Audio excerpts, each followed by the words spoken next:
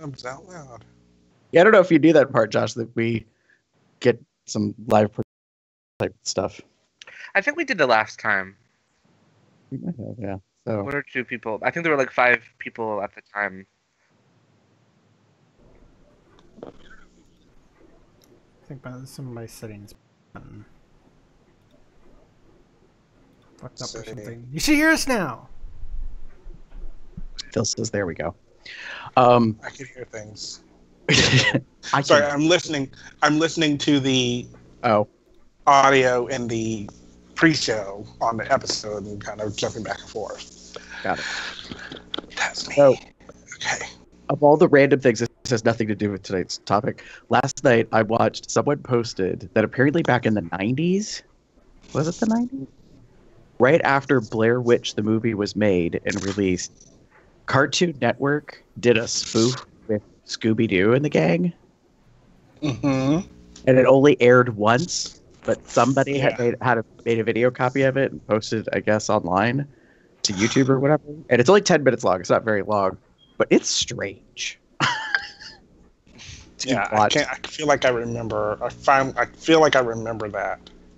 So it's just strange to watch the Scooby-Doo gang as the campers, those individuals that were in the movie, kind of recreating them and the exploits and going into a house, and yeah, it's just odd. I was like, okay, understandable. Okay. Does anybody need anything else before we go live? Sound effects probably would be a good idea.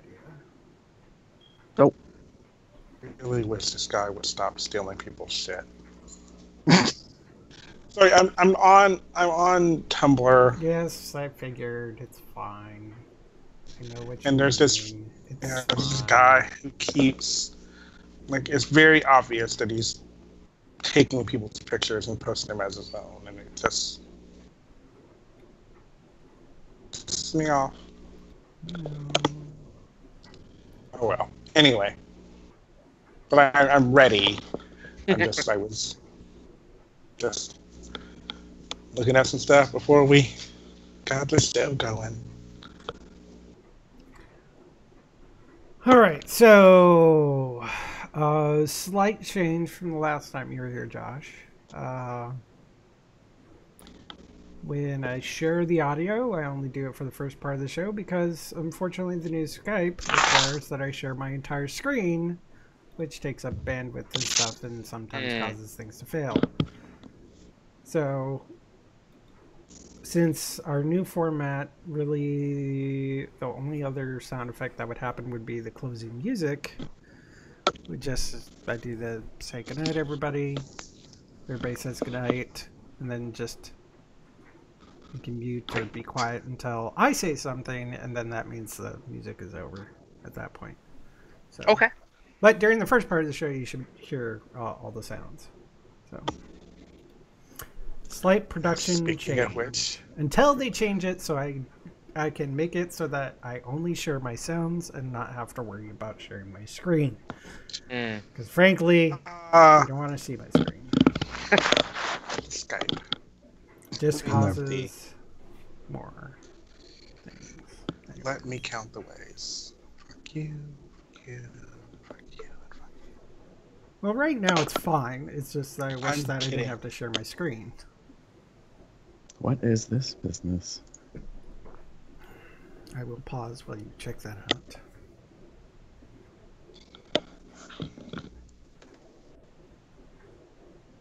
I missed that message earlier today. Okay. All right.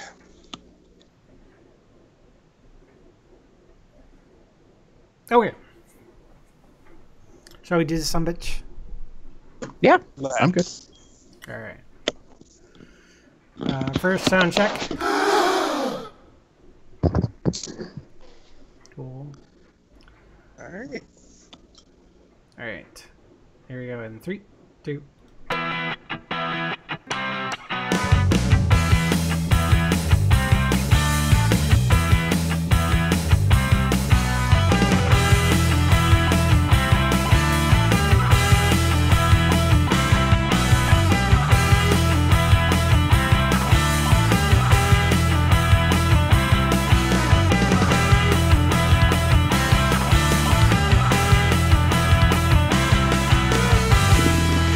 It's October 21st, 2018. I'm Jeff. Who's your bear?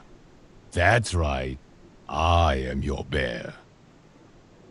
I'm Damon. I don't brew the tea, I just serve it.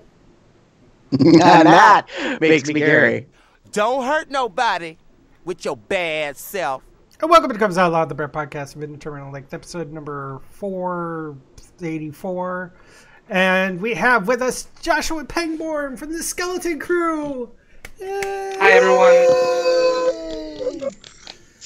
And we got a lot to talk about because you got a new, brand spanking new season coming up. That's right. We're very excited to finish shooting in the next couple days and have you guys see it in a couple weeks. And You haven't fully shot it yet?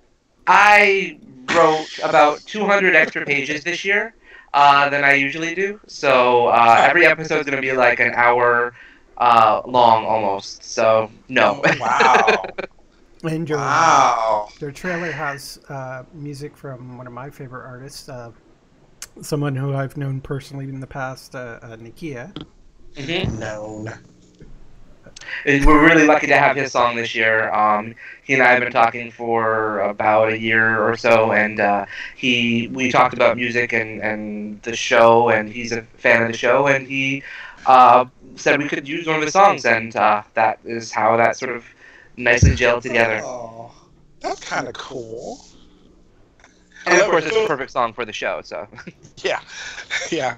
It's kind of cool how I think that happens often. Like a fan, like someone who's like maybe a music person or an artist, like loves the show and really enjoys it, and they like, here, sure, like by all means, just use what you want. Use me all you want, and I will give you what you need, kind of thing. we have a couple people actually who are talking about writing songs this year that they would love it if we could use them. So I'm really excited to see what develops from that. I really enjoy when people want to come together and collaborate and make a piece of art. So it's really fun. Hey, maybe you'll have a soundtrack. Yeah, that would be really exciting actually. Be an interesting additional piece of, I don't know what you would call it, merch? I don't know, something like that. Yeah, no, I think that would be nice to grow our merchandise. Right now we just got shirts and pins, so. Well, it's always a start. Yeah. A soundtrack, like the sounds to scare. I don't know. Or you could say, soundtrack to the Skeleton Crew. Yeah, if you want to be bland like that, I mean, fine. Oh, okay. If you don't want to be bland, it could be, sounds you can bone to. Yes. See? Get it? That's what I'm thinking of. Then people might sue you for false advertising because it's wrong type of bone. I don't know. True. Yeah. Anyways. Spooky tunes. Oh, good gravy. Great. Anyways, So, where were we?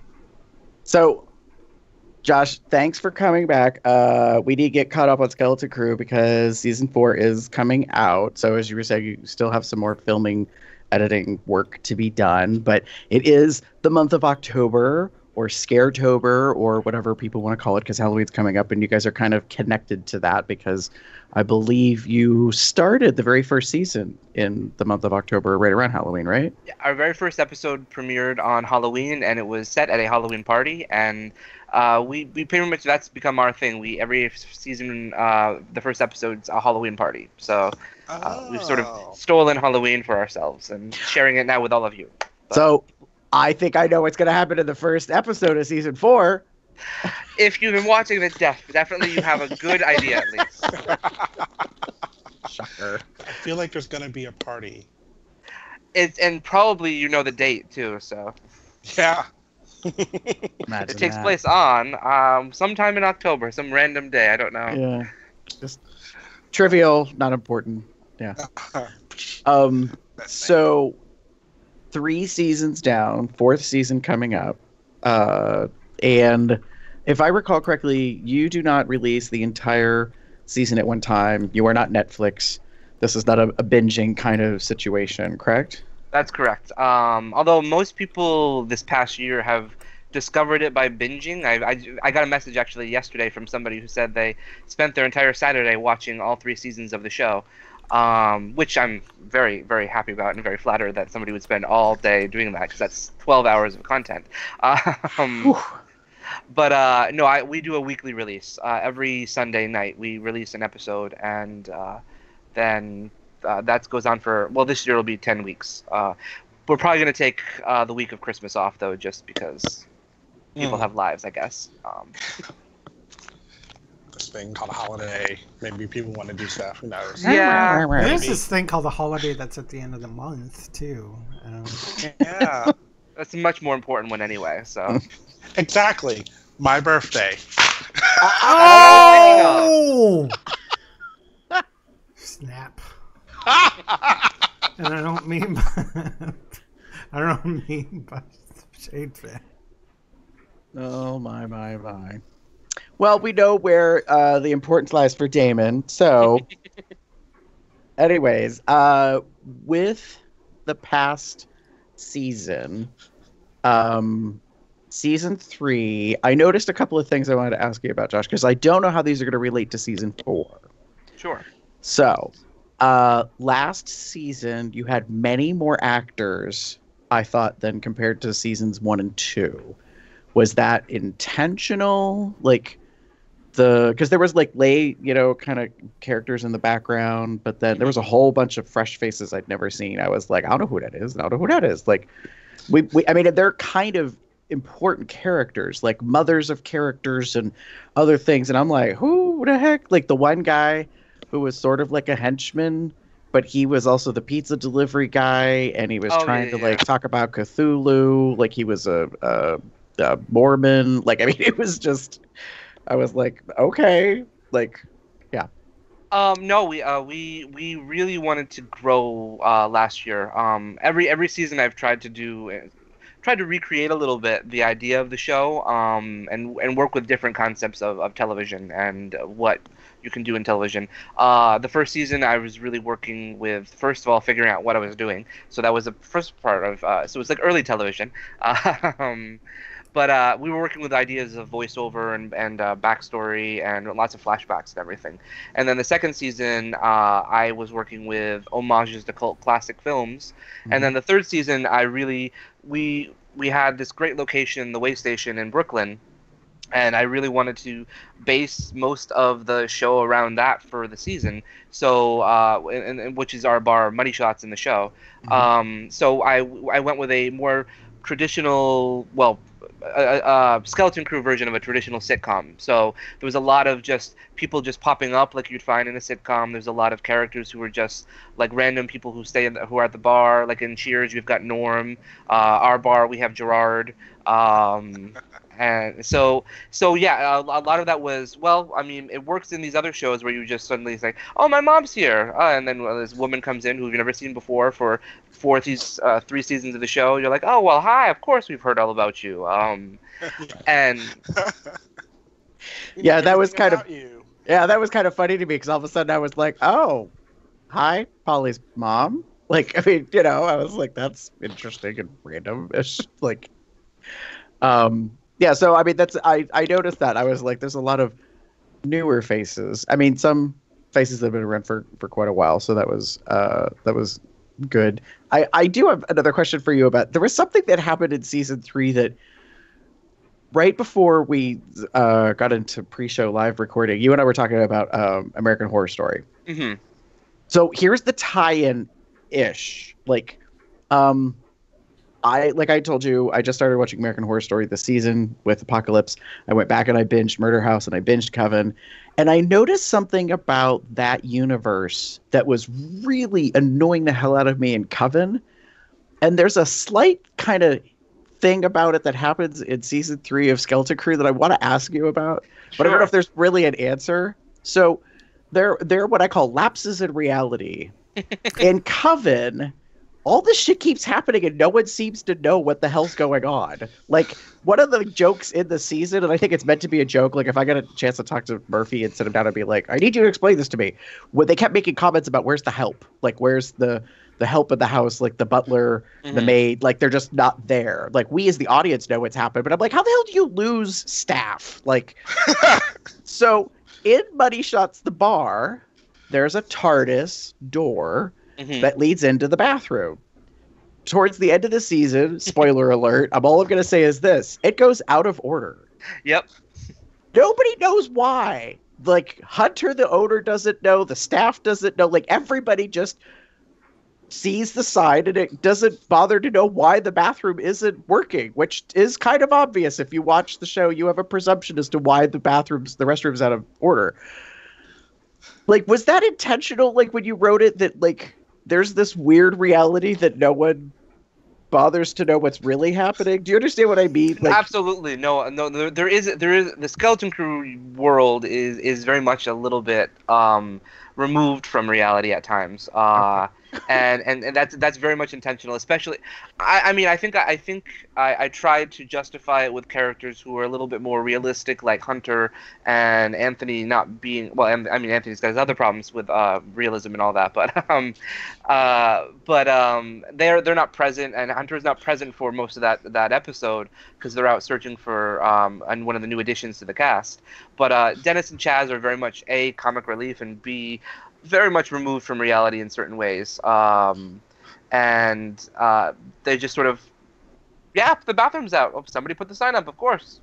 Well, there is a nice plot tie-in, subplot tie-in, where Glenn Yolanda says, like, previously in a different episode, I think. Yep. Is on the case of the staff and is like, the bathroom's flooding, you need to do something about it, blah, blah, blah. And then this happens, and I'm like, I'm pretty sure those things are not technically connected, but it sort of makes sense, I guess, to the staff as to why the bathroom isn't working. And I'm like, So I just wanted to ask you about that, because it's just like, it was one of those things that just kind of stood out to me. And because I have undiagnosed OCD, I would be like all over that, like, stink on shit. I would have been like, what do you mean the bathroom doesn't work? And I would have walked right in and like tried to investigate, call a fucking plumber and get it fixed, like, which would have ruined the end of the entire season by about 3 episodes, probably. Probably.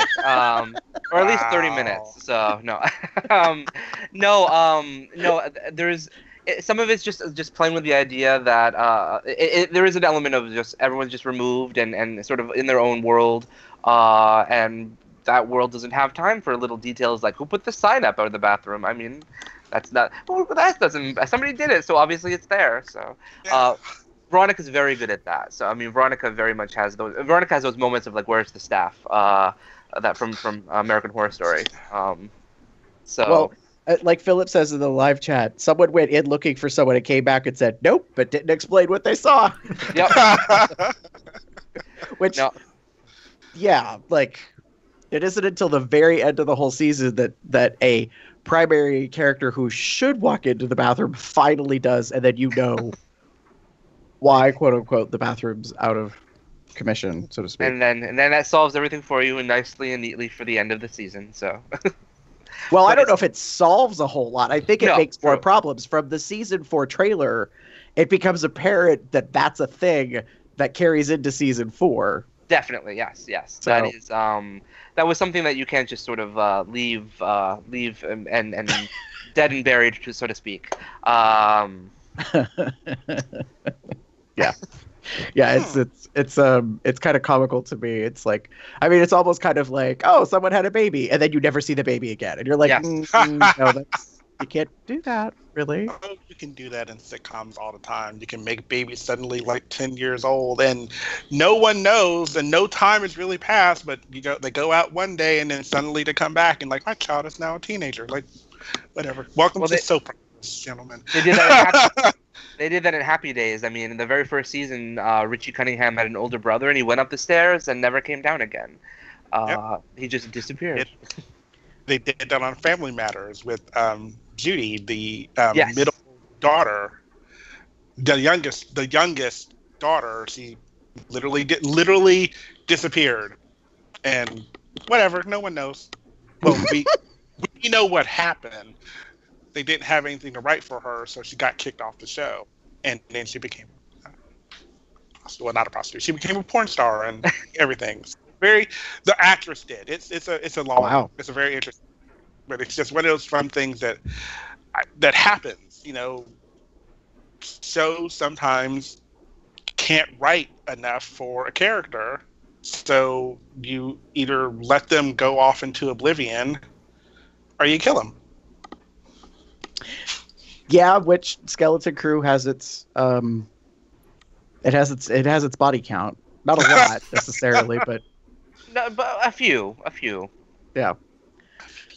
Well, I mean, the whole series starts off because of a body. So yeah, a death, so to speak. And so I got a question for you also, Josh, about last season. This, I guess I didn't quite understand, so I'm thinking maybe you can help clarify. The end of the season, there's 10 episodes in season 3. Mm-hmm. However, the very last episode, number 10, got split into 3 parts. Yes. So I guess in watching it, I didn't understand why not just make them 11 and 12? Because, well, that's a good question. That's mostly because they weren't written that way. They weren't written to stand on their own. Okay. Because everything I've written for every episode is sort of the story arcs are supposed to go from minute 1 to minute 36 to 60, depending on what episode you're watching. I guess I was testing something with the last episode, because the last episode altogether it's about 56 minutes for the 10th episode of season 3, and I hear a lot from people saying, "Oh, the show's just too long. I can't watch it all at one time." So I thought, well, this episode is really long, and let's see what happens if I break it up into 3 parts on YouTube, so it's at least a little more digestible in terms of viewing audience seeing 17-minute chunks as opposed to 56-minute chunks. And I did think about, well, I could always do 11 and 12, but it didn't feel like episode 11. It would have felt like episode 10 part 3 released a week later. Mm. Right. Yeah. No, and that makes sense what you're saying. It was just, to me, I was like, wait, didn't I already see episode 10? Like, I was getting confused because I was like, what's the difference? It's like the exits on the interstate that are 10A, 10B, 10C. Yeah. Like Yeah. While they're kind of all kind of going to the same direction, but they're just slightly off. Yeah. Connected in some weird way. So I still have to decide. My team and I are still debating whether or not to what to do this season, and either have like 36 episodes of like 10 to 15 minutes, or 10 very long episodes. So we're still sort of exploring that idea. We've got a couple weeks to decide that. No, that makes sense. Yeah. It's going to be interesting to see how much feedback have you gotten about how them being too long? Have you gotten like... It's mostly, it's not really people who watch the show who I don't know. It's mostly people who watch the show who are friends. So got it. It's so I really can't say how people who I don't know react so much, but I definitely have people who are friends who aren't afraid to. Well, I guess they're closer to me. They're not afraid to comment. Nice. Yeah. They're like, listen, we're friends. I can be honest with you, right? So what the hell goes? Yeah. Exactly. Well, come on, maybe something you could do, or maybe you've already considered, I don't know, I want to speak out of turn, is to release like 2 pieces a week.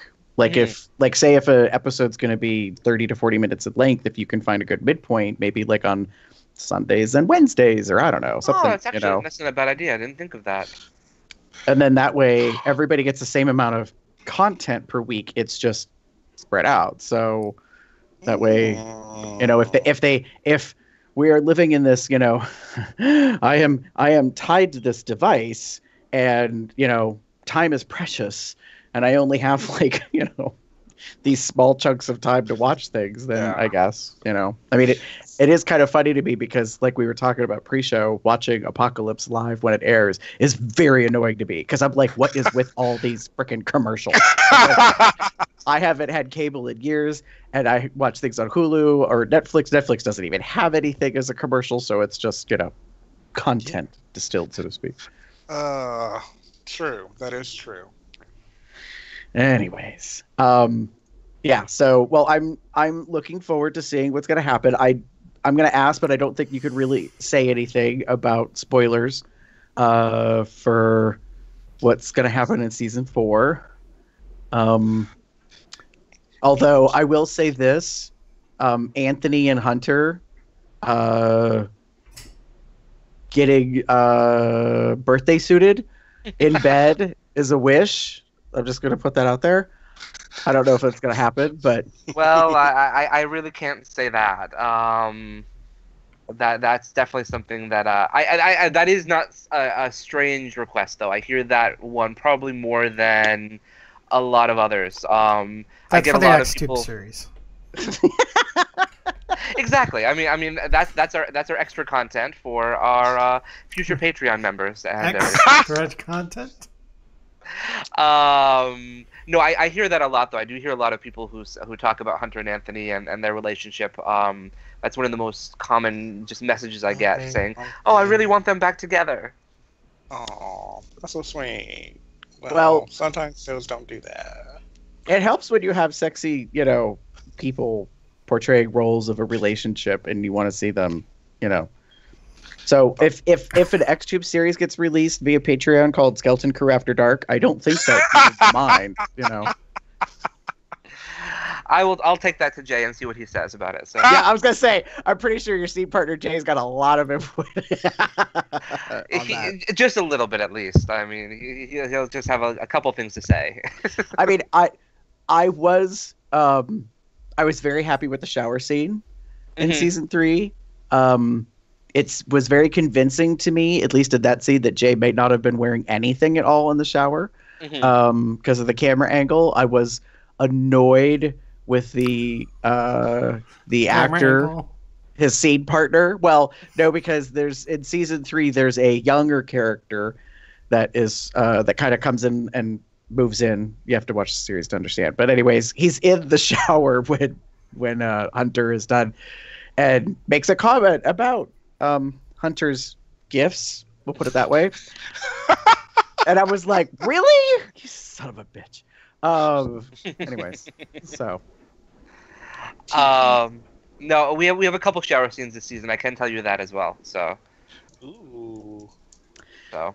Yeah, I'm trying really hard to not be a stalker to Jay. I mean, I did happen to find his Tumblr account online and follow it. But that pretty much that's what you'll find if you that's his home on the web. So. Yeah, and before anybody gets any wild ideas, Jay does not have any X-Tube type content that I'm aware of. It's all actually, it's funny. It's a lot of great headshots, and it's a lot of it dedicated to Skeleton Crew, which is awesome. But I was like, I just kind of secretly keep quiet and hope and pray that a boudoir photo series maybe might show up sometime. I don't know, but nice. Skeleton Crew calendar. I've entertained that idea. I actually get a lot of pushback from my team on that. They say nobody buys calendars anymore, but I really think that could be a lot of fun and something people would enjoy. Okay, they could say that all they want. However, like right now, on my wall is a calendar that is not for this year. I have it folded back on itself, so all I have is the upper half, which is just the photographic image. And to be fair, we have also gotten requests for our calendar. Well, I will take this to my team then and prove it to them that my ideas are not half bad. So. I'm not sure how well it's going to go over. Yeah, I was on a podcast and they said we should do a calendar. So whatever. No, I just I don't know. I mean, there's something to be said for that. I mean, friends of mine, maybe it's more of an age kind of thing because I know I've bought calendars in the past, like for fundraising efforts, like the Gay Rodeo Association. I think last year I bought theirs as a Christmas gift exchange item. Maybe the year before it was like gay firefighters or something like that. So you can imagine what the theme of the year looks like. But I'm like, if you need a calendar, why not have a calendar you want to look at? Like, exactly. Buying these calendars, for $3.99 during the holiday season. I mean, don't get me wrong. Those that like Doctor Who can buy a Doctor Who calendar and all that. But some of them, I'm just kind of like, why would I want that when I could have something way more interesting to look at? So, well, I do have to admit, I keep calendars at work. So That's not where we would put one of these calendars. No, I would not. No, this would be a very well. Although my next door, the person cube next to me has a Star Trek, like classic Star Trek calendar, which is kind of cool. Yeah, I mean, there's a place and time. You could make 2 calendars. You could make the, public appropriate calendar version of the crew, classic scenes from the past seasons or whichever, and then you could also have, the NSW. It's where it's like the picture of everything before the camera zoomed in. You could have strategically photographed images of Hunter in the backstage room / office or whatever from the bar. This is all gonna get played out to my team, and so they can. Here you go. So I can imagine how the conversation goes, especially if you're including the cast. Barbara's gonna be like, "I listened to the podcast. I know exactly where this is coming from," and Jay's gonna be like, "I'm not like." What kind of photographs were we talking about? Because in the last season, I was shocked to find out that it was not really mentioned or dealt with before that Money Shots is a gay bar that has a back room, so to speak. It's not really a back room. It's a door that says backstage to a room, and I'm not sure how big that room is because it kind of looks like a Harry Potter like under the stairs kind of room. It is so tiny. It is. But the shots that supposedly take place in there make it look much bigger, like there's room enough for a fucking bed apparently last season. Yeah. Oh yeah, that was quite comical to me. So. No, but that room is so tiny, and you've got me and Stuart and usually Jay trying to all fit back there in this very tiny little space. It's a good thing we're very close to one another because we're very close to one another. That's awesome. Well, you guys have a good collaborative team. We do. And I think Stop it. Well, I mean, I got the impression. I mean, it's been over 3 years now that you've been working together, so the principles, I imagine, at least seem to, do well together, and I think that shows in what we get to see from the series. In that case, so. I rely a lot on Paul and Jay and Stuart and Ashley and Barbara, because they bring a lot of passion to the show, and they bring a lot of ideas, and they really want to see it succeed. So they help make this a better product. So nice. Sorry, the live chat is cracking me up. So someone else follows Jay's Tumblr. They were hoping for a Joshua Pangborn Tumblr account too. I mean, it's not all about Hunter. True. That's true. It's about Stuart too sometimes. So. Nice. There's Stuart, the man of the cloth, who has now turned away. That is shy and getting involved with other people. There's Anthony, the redhead, ginger that everybody is drawn to, even those that have passed on who just haven't decided to leave the mortal coil. So, which actually, I'm not going to say, I don't know if this has anything to do with season 4. I'm just going to throw this out there. I'm waiting for the revelation that Anthony is actually a medium and he just doesn't know it yet. Because all these people who die, their spirits keep bothering him. And that's what's cracking me up is I'm kind of I'm waiting for that to be a thing when he realizes oh, yeah, because last season, a new spirit that technically had nothing to do with him directly-ish appeared as a character, and I was kind of all right, what is going, I was there's something about that. So anyways, yeah. Also in the live chat, who cares about the date? I want a date. Oh, they're referring to the calendar. Chuck says he's thirsty. No one wants a clean calendar. Oh, nice one, Philip. I hear our new Supreme Court Justice likes calendars. Wink, wink. Shade. My. In a very good way. Very accurate too. It's very accurate. So Nice.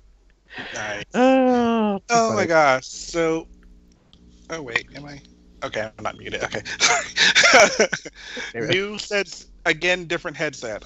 We had to switch back, so I'm still not used to it. But anyway, so just so we know, like the show has been doing really well. Actually, I know with its heading into its fourth, so it's actually won and been nominated for some awards.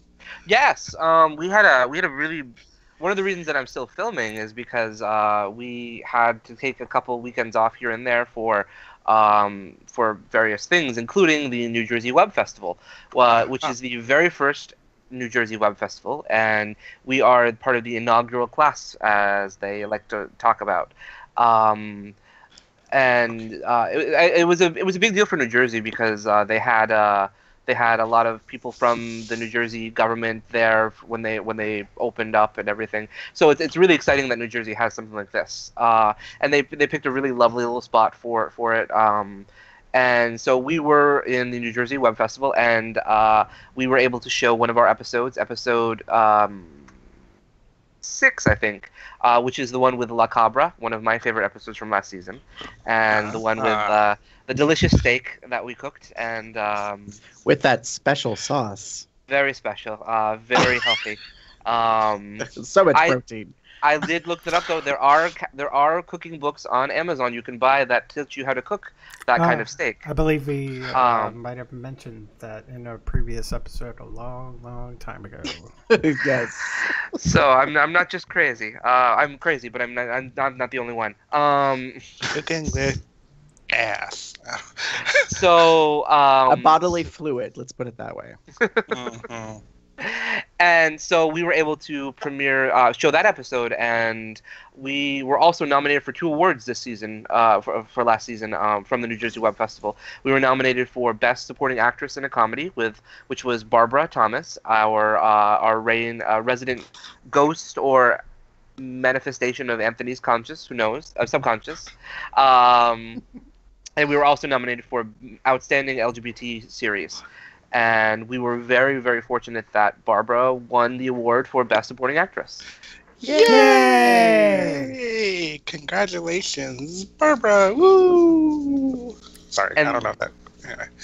No, it was really exciting. I mean, we were just, it's cheesy, but we were very excited just to be nominated because our show is very weird. We know that. And our show is it's a labor of love. It is, and there are technical elements, especially in the first season, that are rough. And we never know if people are watching the show simply because they want to see certain things, or because they really enjoy what they're watching for the content as well as the creators and people who are in them. And then having something like this, a legit festival, just tell us, hey, you're good enough to join us, and you're good enough to be nominated for awards and even win an award. That was really validating for the whole team, I think, and we're really happy about that. And you've won another one. It looks like recently the Cult Critic Movie Awards. Yes, so they do awards. I think it's either monthly or every couple months, and we were awarded the Best Web and New Media series for their 12th season, which is very exciting too.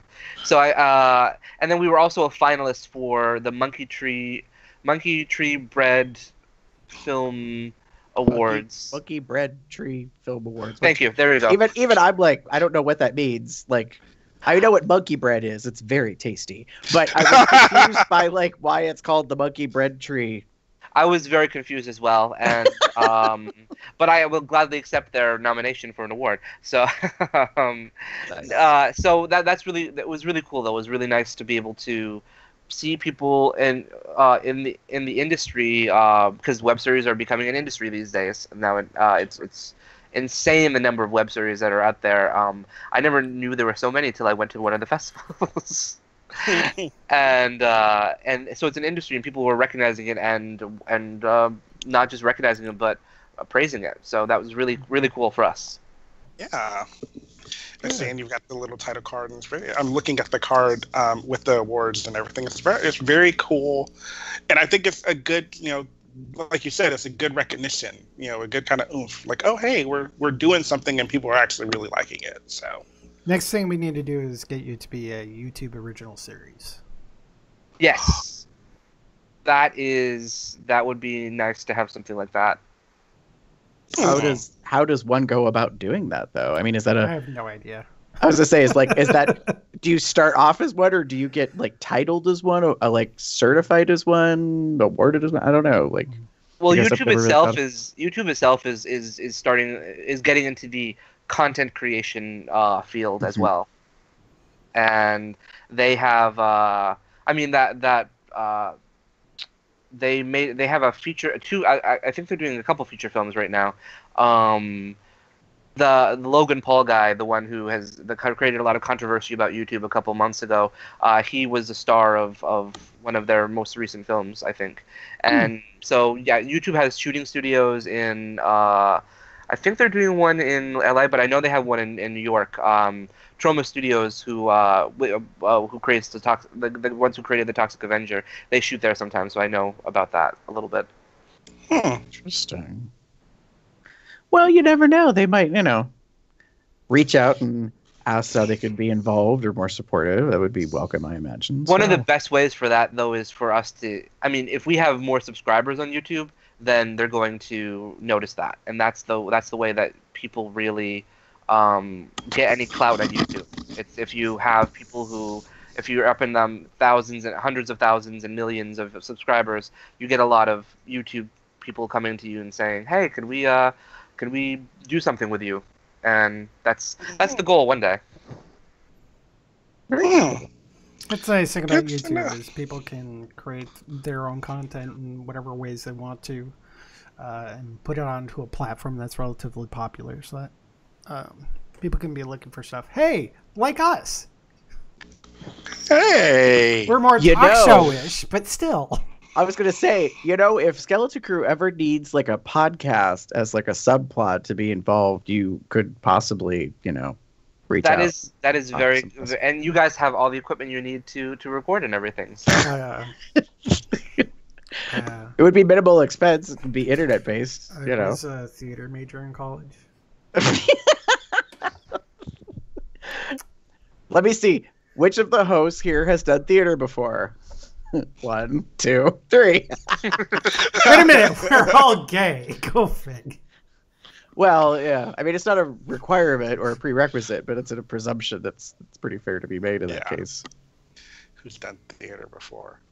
Yeah, a couple of the actors on the show have never actually acted before until Skeleton Crew. So it's I actually do like working with people who haven't done too much in regard to that too, because it's fun to see them do things that aren't what's supposed to happen in terms of creating, because you get some new ideas then that way.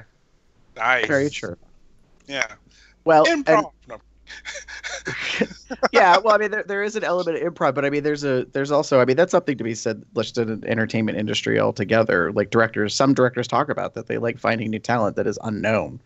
That while this person may have certification, background, degree, experience, they're just unknown, or truly, just not on anybody's radar at all. So yeah, I mean, it can be a good element to add to the mix. I'm happy that I'm seeing that Glenn Yolanda is still around. Oh yes, as an element that came in, and that's pretty exciting. You used a bunch of the music from in the last season, I think. Yeah, Yolanda was super generous to let us use several of her songs for the episodes, and I mean, she's got a huge oeuvre of work from her. I think she started in the '80s with music, so I mean, she's got a lot of stuff that's out there, and she's incredibly talented, and we are so fortunate that she still wants to be able to find time to work with us, because she's got all these things going on for her. She just premiered her a reading of a musical about her life, using her music and everything.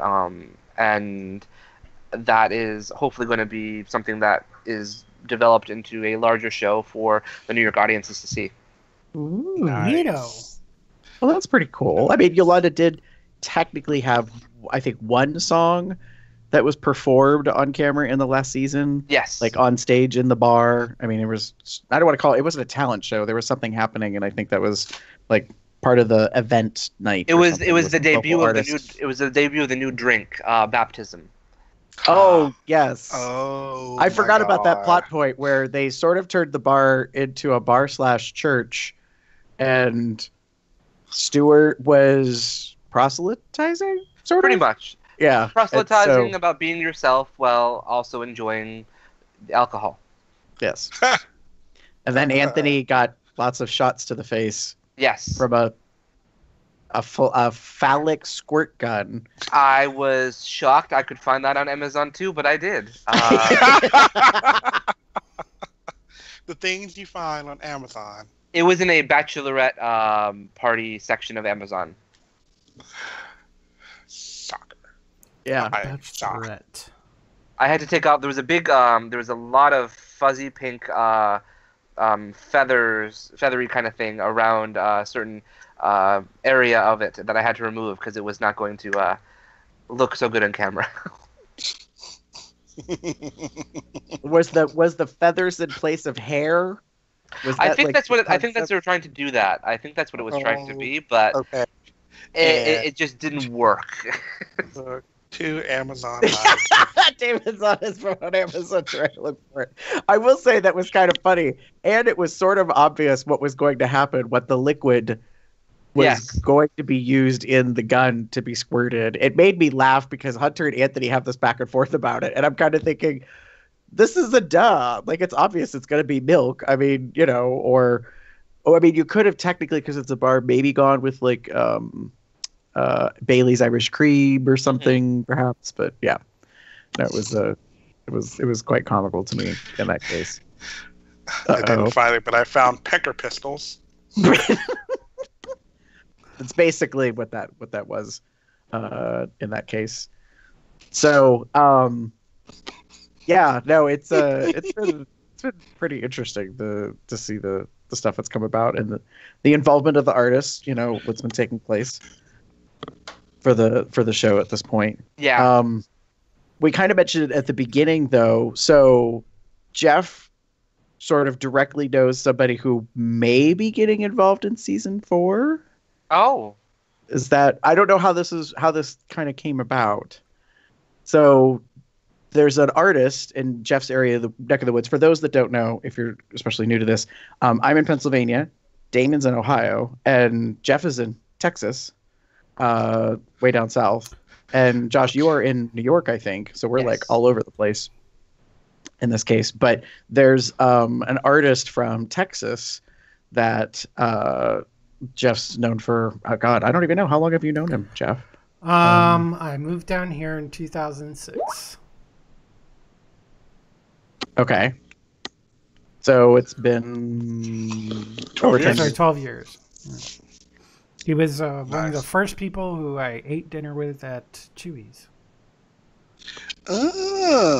We're talking about Nakia, in case no one has made that assumption yet. as we keep kind of glossing over the name, let's just get it out there again. It's called spade a spade.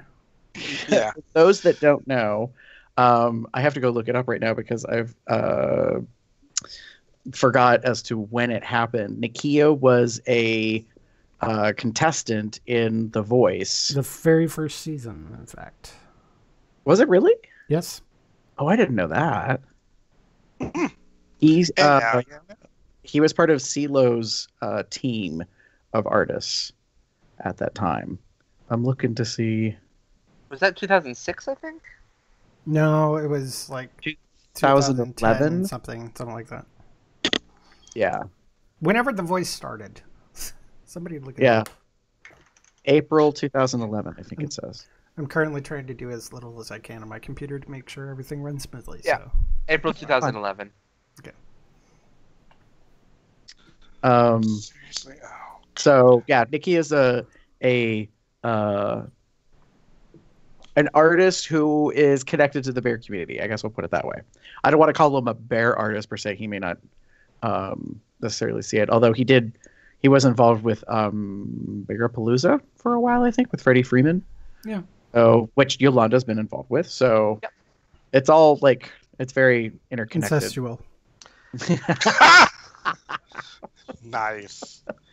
So Nakia's music, from what we gather, is connected to season 4.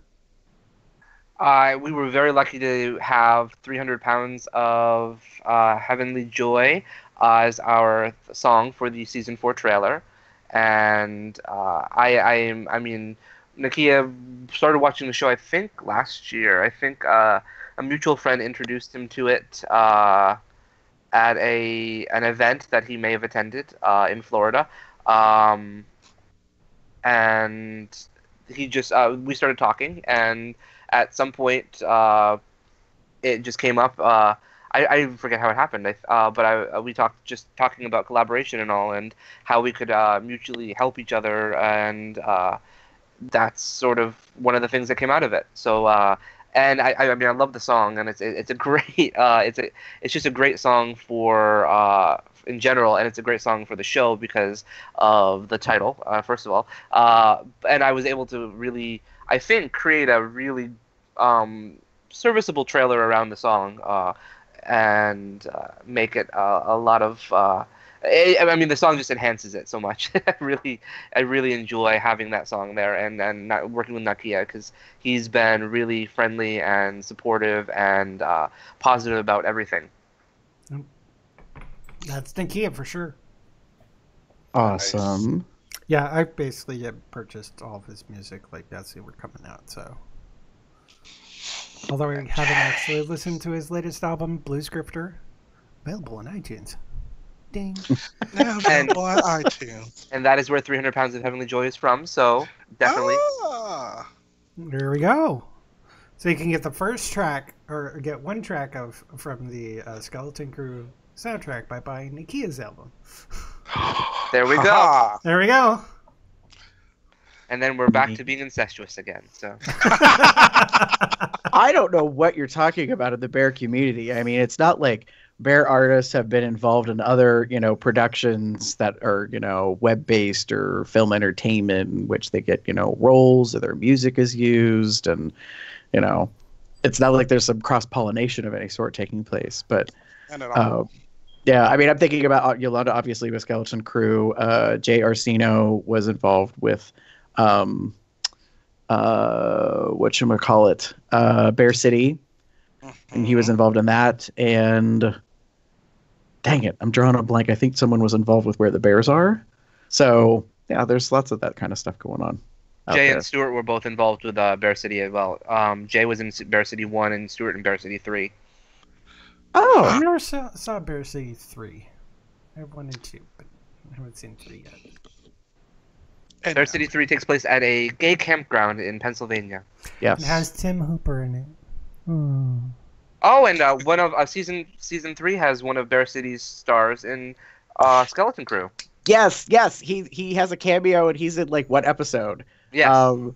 Damn it, and I can't remember his name, but he's the one that in the Bear City universe, in the films, in the very first film, is considering having surgery and has a lover that is considered an admirer. And his cameo in season 3 of Skeleton Crew cracked me up to no end, because he is really good as an actor, and I always love seeing him. But the best part is the end of that moment that he has with Stuart, and then he kind of just drops that bomb in the dialogue, and I was like, "Are you kidding me?" I was like, "Oh man," because I actually was excited for Stuart. I thought, "Oh, like maybe this is the beginning of a new love interest kind of thing." But that's what I was hoping you would think. So, ta-da! You got mind fucked. Wow. Chuck says in the live chat, Bear City 3 is so good. Greg is such a sweet guy. Greg is the actor that we're talking about? Greg Gunter, yeah. Yeah. Chuck says he's met him a few times. Well, smell you, Chuck. Some people get around in the world and get to meet all these lovely people. Damn. Really, Gary? You're not bitter, are you? No, I'm just saying, like, I guess that sounded pretty bitter. It wasn't. That was not my intent. I've met some individuals, and it's not. Yes. You've got a couple of us beat by meeting Hadrian and Bailey. That was purely that I happened to be.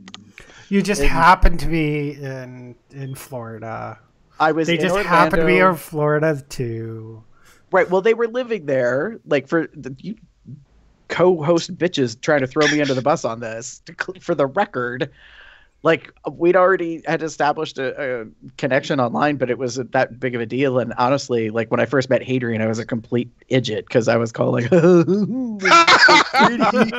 I didn't say that, but I was like pretty dumbfounded. And I couldn't say anything. And then, but we, stayed in touch, and then they were still living down there. And I was like, hey, do you mind like about being on the podcast and like, me interviewing and come over here to your house? And that's exactly what happened.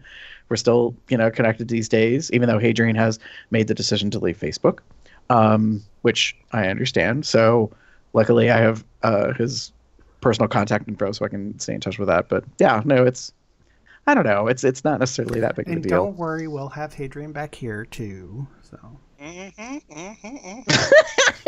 Chuck, for a guy who gets around, I sure don't get a. Well, that wasn't quite what we were trying to say, but. Well, that's kind of like I was surprised in season 3 of Skeleton Crew that Hunter, everyone talks about him, and it's kind of showed that he's a very active man. Yes. Yes. Jay does not strike me as that at all. As a actor, as a person outside of that character. So I was quite amused by that. I was like, okay. I mean, he is hot, so he could, be busy a lot all the time at work, apparently. I mean, when you run a gay bar, that's what happens. No, I really, I wanted to. One of the things I really wanted to do is try to not have any sort of judgment or at least present things as sex positive. Having characters who are safe, but don't mind enjoying themselves. And that's sort of what one of the things that Hunter is there for, is to represent that kind of person in that character without any sort of judgment or any sort of feelings of, oh, how dare you sleep around with this person and this person. You had how many lovers in the same day? And well, right. No, I think that's really good that you brought that out in the last season. I made a mental note of that in one episode alone, the entire episode was revolving around the fact that the primary characters were telling their first-time sex stories while waiting for their HIV home test kit results. And they were all like, telling their stories. Well, except for Glenn's character told a totally different story, but big surprise. So yeah, no, I mean, I thought that was interesting. And the fact that you had a younger character on who didn't know about, wasn't as well educated. Like, I thought that was interesting. Also kind of dialogue point about, finding out that, spoiler alert, in season 3, one of Hunter's, gentleman callers reveals that he's positive, and it's not even a blip. Like, it just kind of is stated and it passes and it's not a big deal. But this younger character is the one who brings it up as a conversation point, sort of that it is a big deal and how that's handled. And I thought it was really good that you guys were like, just because a person's positive does not mean, X, Y, Z, and so on. Exactly. So I thought that was really good. I was like, look at you, like trying to weave in the current culture stuff that's happening. So we're not just a dirty sex show. Not just a dirty sex show. It's the key word. But no. I mean, that kind of thing is important for me, especially as I was doing season 3. I thought, I really wanted us to do more and say more. I don't know. Some stuff happened recently in the world in the past 2 years or so, and that has really made me feel like even something that's meant to be a straight up comedy should still say something a little bit more. And that's one of the things I really tried to do last season and this season too, I think. Yeah. And I think that's a great way to it adds an element of realism to a otherwise otherworldly kind of comedy kind of thing. Dark comedy, I think is what it's been called. Mm-hmm. And so, which is good. I like that kind of element. It keeps the show realistic enough without going too real. If that makes sense. No, I understand what you're saying there. Yeah. Yeah. There is a thing that happened in the one episode in season 3, Josh, that I want to say, like, this is part of that. It's sort of a sitcom-y thing, because there was something that happened that I was like, okay, this is obviously not real. And they're at the bar, and different characters came up and kept getting drinks from one of the characters. I think is his name Charles? I can't remember the name of the two guys that work the bar. Chaz and Dennis are the bartenders. Okay, which is Chaz. The one that doesn't talk? Chaz. Okay, so it's Dennis is talking to Anthony, I think, or talking to Hunter, and every time someone comes up and talks to Dennis, he just grabs a glass and puts it in front of them as a prepared drink. It does, and the thing is, it's not the same thing. It's the baptism thing. Like, one's a wine glass, one's a beer, one's a mixed cocktail. Like, but it cracked me up because he just keeps grabbing prepared glasses and setting them in front of the customer, and they walk away, and I'm like, what bar is this? Like, the service is like weirdly like there's a portal, and he just kind of reaches in and pulls out like a prepared cocktail. I was like, yeah, okay. No, absolutely. The actors have actually commented that to me. They're like, how? I mean, they just know what drinks they want up there, and I'm like, let's just go with it for the comedy purposes of it. It's gunk. Here you go. Well, it was either that, or I thought you could go the other direction, which is everybody gets the same drink. Like, despite the fact that you have a full bar, you only make one drink, and everybody drinks just that one drink, and that's how simple it is. And if you do, I mean, I like that version better. We'll go with that one, I think. That'll be fun in the future. You'll be like filming an episode, and they'll be like, "Why are all of us drinking the same red drink? Just drink it. Like, it's just." It's the drink of the day. Or it could just be his superpower is like before you even come up, he actually knows what you want, so he has it already made for you. Dennis is a very attentive bartender. He just knows what his crowd has been ordering. So true. Although I will say, the scene where Chaz breaks the Silent Bob moment shocked the shit out of me. Did not see that coming. I was like, I mean, it's been this thing. I think that's the first time in 3 seasons that happened. Yep, it's the first time he ever spoke. And I think and I think it truly is a Silent Bob thing, because Silent Bob one time spoke. Oh well, that's fair. Yeah, I mean, it really shocked the hell out of me. I mean, understandably, when he spoke, it was a very important, impassioned moment to speak. But yeah, I was like, what in the hell just happened? I was like, oh, all right. Not everybody is a silent type, apparently. Yeah. Yeah, like Philip says, and the only time that he spoke. So, and that may be true going forward into season 4. He may not speak at all. But it is kind of funny. It reminds me of like the magicians Penn and Teller, and how like Teller does talk in real life. It's just their shtick. Like, as magicians, one of them's the mouth and one of them isn't. And that's the way it's been for, I don't know, they've been together like 30 or 40 some freaking years now. And it just cracks me up because Penn says sometimes when people meet Teller and he talks, they're just shocked. Like, they're so scared because he verbalizes, and they're so used to his acting, like, you know, as not a mute, but, you know, as a person who never talks. And he's like, and he's just, I don't know, it cracks me up. People are really shocked by that. And I'm like, well, yeah, if that's how the person's presented, that's your mental image of them. You just accept them, and you're like, okay, you know, this character always, you know, does arm movements, gesticulates, you know, kind of says stuff. And so, yeah. No, it's fun. Andrew's very expressive.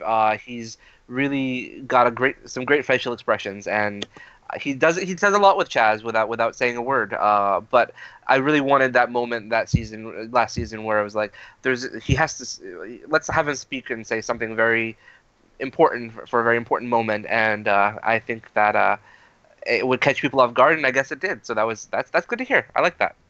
Nice. Yeah, I mean, there was definitely some moments in the past season that caught me, that made me laugh a lot. Like, Okay, so this was a crazy plot point or subplot point, whatever you want to call it. The 3,000 or 4,000 used condoms in the basement of the bar. I was like, really? And then there's this whole sort of comedic cleaning up montage. But I was like, oh, he got to let his hair down because he had this trash bag and was doing all these moves around in the basement. Like, I was like, okay. Like, I don't know. There was a couple of times that some stuff did amuse me, let's say. Like, I just wasn't expecting. So I was happy to see those character moments, I guess, where they break or they get to do something new or different in that case. That's some of the most fun this season, I think, too, is that I've tried to get a lot of characters doing things that they haven't seen for 3 seasons. So that you get moments with them that are just are new and fresh, I think. So Jay gets like totally naked and we get a butt shot in season 4. Is that what I'm hearing? Or this is on YouTube, so no. no bare butts allowed on YouTube? No, I don't think any butts are allowed on YouTube. No. Covered butts are allowed on YouTube. Well, we know covered butts are allowed because in the last season, Anthony and the baker, I forget the baker character's name. Mm-hmm. Leandro. That's why I can't remember. It's very unique. Because there's a part of me that wants to call him Leandra, not Leandro. But anyways, are both running around in Rocky Horror-esque gold, like little shorty shorts. So yeah, there's booty. It's just covered in that case. But it's there. It's there if you want to see it. So yeah. If anything, he's got you covered. Haha. Nice. So is there? And go ahead, Damon. If you're saying something. No. That's good. For season 4, is there anything we can be told that we can look forward to? Because I know you're not really allowed to spoil things. So.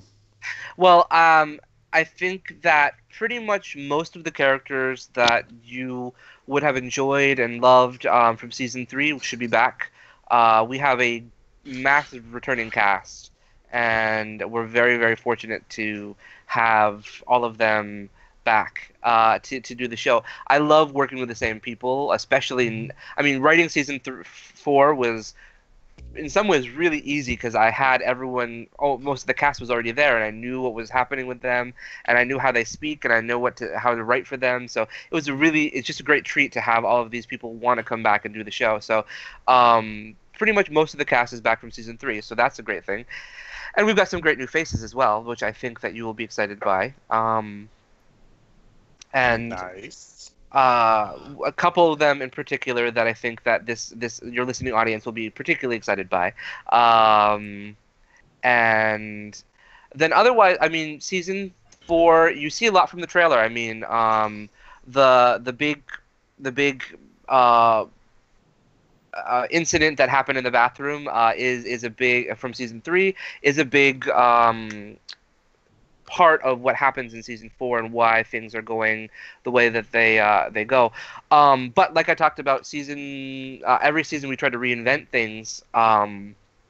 What I did was I really embraced something that I wasn't sure I was ever going to be able to embrace, which was more of genre fiction and genre storytelling. So I'm a huge fan of Buffy. I'm a huge fan of Doctor Who, shows like that, American Horror Story. So what I did with this season was really embrace some of the themes and the ideas and the we went out there. We have some really out there things that we do, and I think this is going to be the most unusual experiences that you might have seen for the show so far. Nice. Well, I will say that the trailer gave me one surprise element. Like, it wasn't jaw-dropping, but I was unprepared for, which this is not a spoiler because it's technically in the trailer. Yeah. Hunter's dad, mm-hmm. who very much from the little snippet I saw made me think of Sam Elliott. Like, he kind of looks like this Western cowboy dude or something. Like it's comical because I think it's Dennis is the one at the bar that calls Hunter or something and says your dad is here, and like it's this little, and I was like, what? And I was like, oh, we get to meet a parent. But then I was all like, okay, I gotta watch the season to see kind of what that's about. But definitely, no, Hunter's dad is part of the show this season, and well, if you remember from episode 9 last year where they were talking about the virginity loss, Hunter's story is about losing his virginity to his neighbor while they were working on the farm. So Hunter, we know, is from a farming area, and that's what the cowboy look for his father is. Huh. Yeah, speaking of scenes where you cut right to the edge of things, the fact that the camera is right on Jay and he takes his shirt off and hands it to the guy that he's helping on the farm, his neighbor, I guess, and then he makes mention of taking other parts of clothing off, and there's like a belly kind of shot area, and he starts undoing his pants. Yeah, that's nice. Yeah, we should create the After Dark series where that continues. Kind of, I mean, that would make sense, and then we'd have. We did the same thing with Anthony and Hunter's first time together, so we have to. Yes. We cut away from that just as we're opening certain areas. So. Speaking of things with that, I just gotta ask this question. It just popped in my head. How much is that bed weighted for in Anthony's bedroom? No, it's Anthony and Hunter's bedroom, I think, originally from the series. Yep. But in the last season, that bed had 3 people on it a lot. Yes. Between you and Carla and Philip, I think. Yep, and also Frank was on there sometimes too. It was it's a sturdy bed. It's very sturdy. It's a sturdy bed. Don't worry, everything was safe. Yes, there was. It was. I'm very, very fortunate that one of my friends and someone who's in the show, Kelvin, he lets us use his place for the bedroom in the bed, because you run out of locations to use in your own apartment, so you need other people's. And his bed is very, very, very safe and secure, and sturdy. I presumed as much because it just occurred to me as we were talking, and I was like, wait a minute. I'm like, there was a whole bunch of scenes where 3 of you were in that, like, on that bed, I'm pretty sure. Like, so. Jumping around and everything. Well, what's comical to me is 2 of them are ghosts or apparitions or whatever. So, in theory, they don't weigh anything. But in reality, shooting a show, you all have weight. So, I was like, I'm hoping that like that bed is going to hold up if that kind of scene keeps continuing. Well, Barbara's very, very light. So nice. That's true. She is small framed. Although the use of ties as restraints was a theme last season, so I don't know if that's a thing that's coming back or not per se. I actually don't remember. No, maybe. Maybe. Well, you were the one that got tied up a bunch last. Well, yes, no, I did. You and Horatio. There's a lot of that going on last season, so you'll just have to tune in and find out. That's right. That's true. So speaking how many times does he? Oh, go ahead. No, it's okay. I was just gonna say, do we know of an approximate release or like premiere date? I am fairly certain that we are going to begin this for the first season either the week after Thanksgiving or the first week of December. So it's going to be a little bit later this year, but it's worth it because I'm not even just talking about because that's what you're supposed to do. This is really some of the best stuff we've done in terms of technical work and audio, camera work, and in terms of just really going the extra mile to be more than just point and shoot the camera, that kind of thing. So we're really, really excited by what we're doing. It takes a little bit longer. Yeah. Trying to prove and make things even better for your viewers. Every season we really tried to step up. I mean, between season 1 and season 2, we got a new camera. Season 2 and 3, we got some new audio. Season 3 to 4, we've got some even more new audio. And then halfway through season 4, we've got even more new audio. So we're really trying to make it something that if people are going to tune in and watch it, that they have something great to watch. It's understandable. with the upcoming season, so you had the Indiegogo campaign. Yes. And you met your goal. In fact, I think you surpassed your financial goal. Very, very, very surprisingly, we did. And we have a lot of people to thank, but 3 or 4 people in particular were incredibly generous, and we were very grateful for their support. Yay! Yay! Hey. And that went a long way to helping offset some, because improving things requires money. So we understand that. With equipment and that kind of stuff. So, are you primarily relying on the fundraising aspect from Indiegogo from season to season? Or are there other ways that people can be supportive of the show? I mean, primarily it's either the Indiegogo or my own paycheck, and then after that, you can also go to there's every episode has a link to it to where you can purchase these t-shirts and a couple other things as well that we've tried to develop some merch for the show, possibly a soundtrack now that I've got this idea, and hopefully a calendar if my team will listen to me. Do you know offhand what the link is for the merch? I can look it up in 2 seconds if you will give me 2 seconds. Because I think that folks who are just tuning in or finding out through the podcast, at least for this episode with us, will be able to go check it out. So I want to include a link to Sidekick Productions, which is the company that puts on Skeleton Crew, the series. So they'll be able to subscribe to that. And then because you do a fundraiser, it's not, I guess, what's the word, perpetual? So it has a definitive start and end date because it's already finished.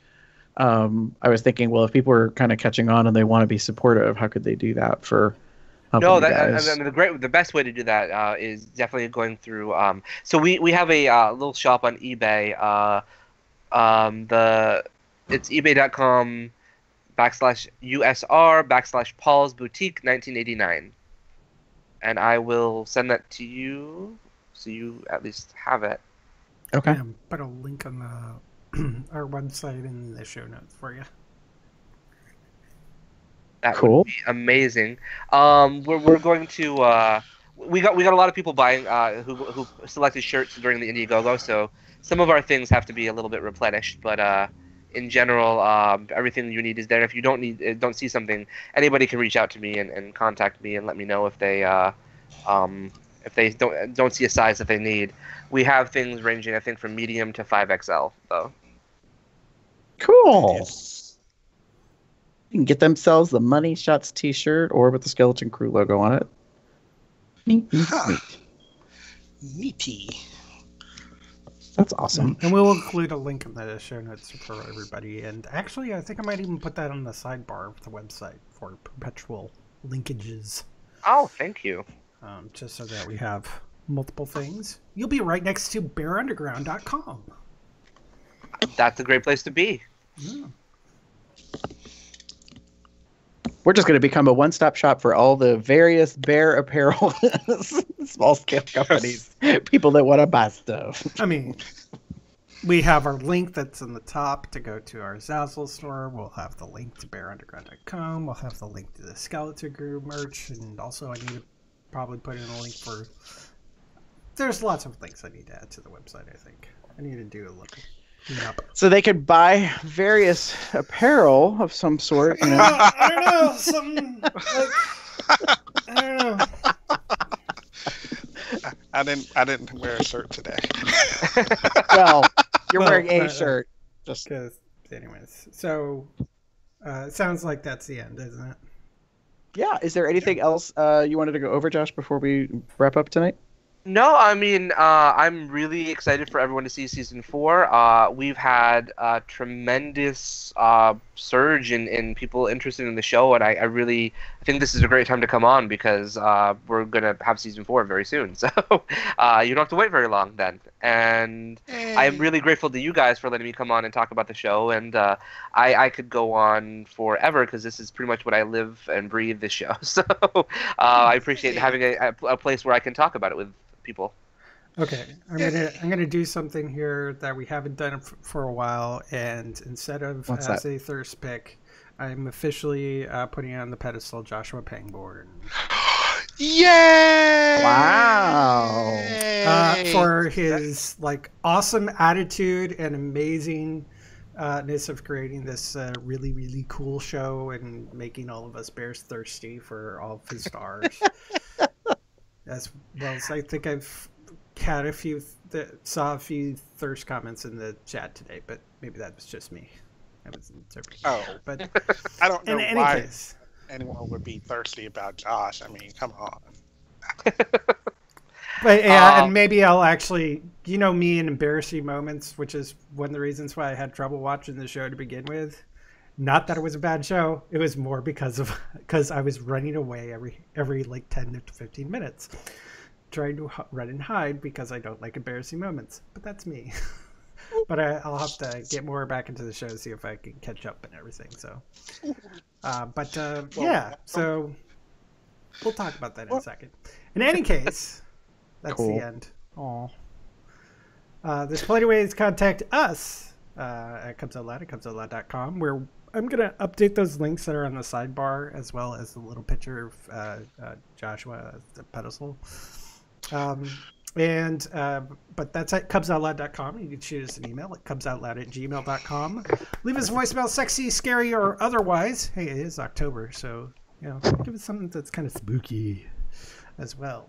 And don't try the whole breathing thing because I think we determined that is sexy, not spooky. Anyway, that's at 361 COL Talk. That's 361-265-8255. Put that in your phone. Speed dial us anytime. You can follow us on the social medias at Cubs Out Loud in the appropriate place of the URL at Instagram, Facebook, Tumblr, Twitter, Google+, and YouTube. You can also join our Entourage chat on Telegram at tinyurl.com/telegram-col. Also, if you want to know when we are going to be recording these shows, you can pop over to our Google Calendar, which you can subscribe to at tinyurl.com/calendar-col. See a theme here. You can also support this at our Zazzle store at zazzle.com/cubsoutloud, such as this version 1 Cubs Out Loud t-shirt and the alternative version 3 shirt that Gary is wearing. Ta-da! As well as many Smashy Collection merchandise, such as the Bear Run definition, the thanks to Mr. Robert Smith, the ICBB, Mr. ICBB. Sloppy Bottom 23, Consent is my 4-play shirts, and many, many more stuffs. You can also become a patron, be our boss at patreon.com/cubsoutloud, where you can give as little as $1 a month. Just $1 can help out a lot, such as maybe getting me a new motherboard and modern processor, not one that's 10 years old. You can rate us on iTunes, subscribe to us on Google Play Podcast, because it's a thumbs up on Stitcher. You can find me anywhere on the internet. It says Box Up, Box Cup, Box Cup, Box Puppy, Box something or other. Okay.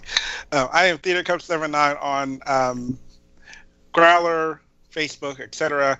Or you can find me as pup_Umbra on Twitter. If you would like to find me pretty much anywhere internet-based, you can look for GareBear73. That's GARBEAR73. And our guest, Joshua, if folks would like to get in touch with you, how would they do that? Probably Instagram is one great way to do that. I'm on Instagram as Sidekick Productions, which is the production company that produces Skeleton Crew. And you can also contact me through YouTube and Facebook for the Skeleton Crew page. Awesome. And with that, say good night, everybody! Good night! Have a good one, y'all.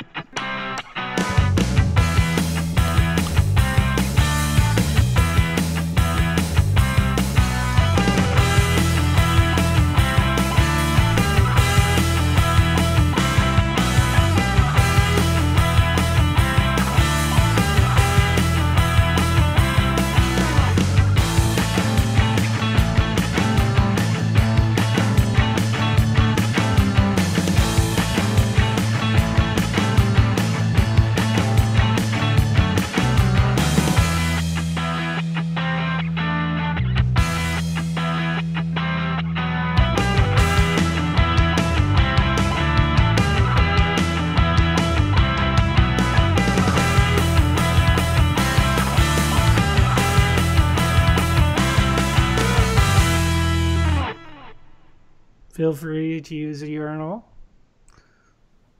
You can't see it, but our post-show thing is a series of urinals. Nice. So we were quite infamous for a while that as soon as we were done, like with the main show, post-show would be all of us scattering away to go run to the bathroom because apparently we needed to do so in the. It'd be doing a show for 2 to 3 hours and be drinking the whole time.